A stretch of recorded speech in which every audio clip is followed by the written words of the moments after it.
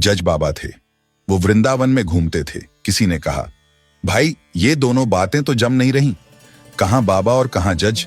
तब एक व्यक्ति ने उनका परिचय बताया कि ये पहले जज थे और इनके जीवन में भगवान की ऐसी कृपा हुई कि तब से यह बाबा हो गए।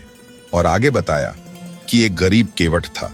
उसने लड़की की शादी में सेठ जी से कर्जा लिया और कुछ समय बाद वह कर्जा चुका भी दिया, लेकिन फिर भी सेठ के मन में बेईमानी आ गई और सेठ ने उस केवट के ऊपर कोर्ट में केस कर दिया। कुछ दिनों के बाद केवट के घर सिपाही गए कि तुमको कचहरी में बुलाया है। केस की तारीख आई तो केवट कचहरी में जाकर बोला, मैंने ऐसा कौन सा गुनाह कर दिया है जो कचहरी में बुला लिया। वहां फिर जज साहब ने केवट से पूछा, अपने अपनी बेटी की शादी में जो पैसे लिए थे वो वापस क्यों नहीं किए। केवट बोला, साहब मैंने तो वापस कर दिए थे। जज बोले, कोई सबूत या गवाह है आपके पास। केवट बोला, साहब हमारे तो बांके बिहारी ही सबूत हैं और वही गवाह हैं। अब जज ने समझा कि बांके बिहारी नाम का कोई आदमी होगा। जज बोले, ठीक है, तो अगले सप्ताह बांके बिहारी को बुला के लाना। केवट बोले, ठीक है। उधर कानून की कार्यवाही के तहत गवाह को समन भेजा गया। सिपाही पूरे गांव में पूछता रहा कि कोई बांके बिहारी नाम का व्यक्ति है क्या। तो एक आदमी ने कहा, भाई बांके बिहारी नाम का आदमी तो नहीं है, पर मंदिर तो है। तो सिपाही ने सोचा, छुटकारा पाना है तो मंदिर में ही समन दे चलूं। कुछ समय बाद कचहरी की तारीख आई। जज साहब ने केवट से कहा, कहां है आपके गवाह। केवट बोला, हमारे गवाह तो हर जगह हैं। फिर कचहरी में आवाज लगती है, बांके बिहारी हाजिर हों।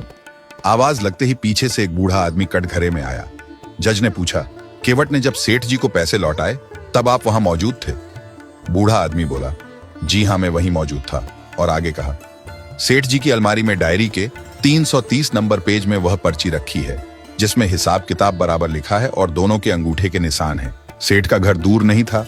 सिपाही को सीधा भेजा गया और अलमारी से रजिस्टर मंगवाया और जैसे ही 330 पेज देखा तो वह पर्ची हिसाब किताब बराबर वाली मिली। कचहरी में ताली बज गई और महफिल उठ गई। ये सब देखकर केवट का तो रो रो कर बुरा हाल हो गया और सोचने लगा, ठाकुर जी मुझे बेदाग बचा लिया।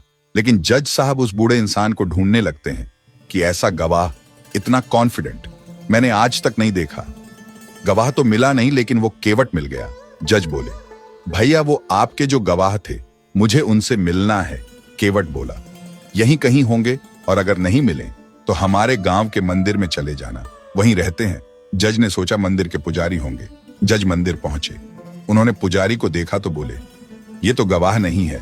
पुजारी ने कहा, मैं नहीं हूं, असली गवाह तो ये हैं जो केवट की गवाही देने गए थे। जज ने जैसे ही बांके बिहारी जी के दर्शन किए और नेत्र बंद करके देखा तो उसी बूढ़े आदमी के दर्शन हुए जो गवाही देने गए थे।